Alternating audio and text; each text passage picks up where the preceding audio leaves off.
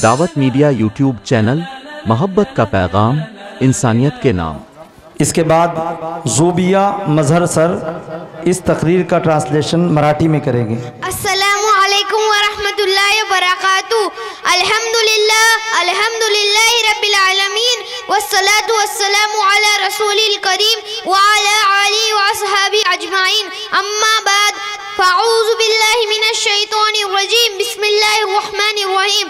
वअतसिमू बिहब्लिल्लाहि जमीअन व ला तफर्रकू। सदक़ल्लाहुल अज़ीम।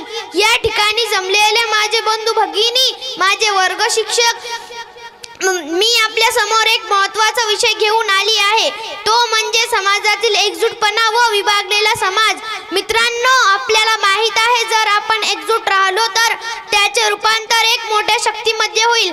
आपला समाज जर वेगवेगळ्या गटांमध्ये विभागला गेला तर आपण कमजोर होऊन जाऊ। कुराण पाक मध्ये सुद्धा अल्लाह आपल्याला एकत्र एकजूट राहणे शिकवण देत आहे। ती आयत वअतसिमू बिहब्लिल्लाहि जमीअन व ला तफर्रकू, ही आयत आपल्याला शिकवते की एकमेकांमधील मतभेद विसरून जाऊ व आपण सर्व एकत्र होऊन राहिलो पाहिजे।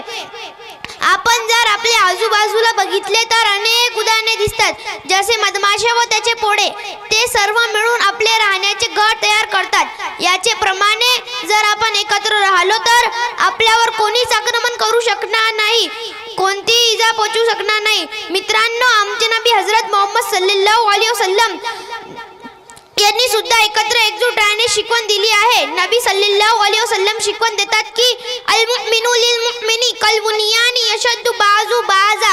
याचा अर्थ मुस्लिम लोक एका इमारतीप्रमाणे आहे, जिचा एक भाग दुसऱ्या भागाला मजबूत करतो। आपण सुद्धा एकमेकांना सहकार्य केले पाहिजे व वेगवेगळ्या गटांमध्ये विभागले जाऊ नये। आजच्या काळामध्ये आपल्याला एकत्र एकजूट राहण्याची खूप आवश्यकता आहे, नाहीतर आपले शत्रू आपल्याला हरवतील व छळ करतील। परंतु जर आपण एकत्र राहिलो तर आपल्यावर कोणीच आक्रमण करू शकणार नाही, कोणती इजा पोहोचू शकणार नाही। मित्रांनो, आजपासून आपण संकल्प करू की एकत्र राहू व आपल्या भारत देशासाठी संकल्प करूया। आमीन वमा अलैना इल्लल बलाग। अस्सलामु अलैकुम। दावत मीडिया यूट्यूब चैनल, मोहब्बत का पैगाम, इंसानियत के नाम।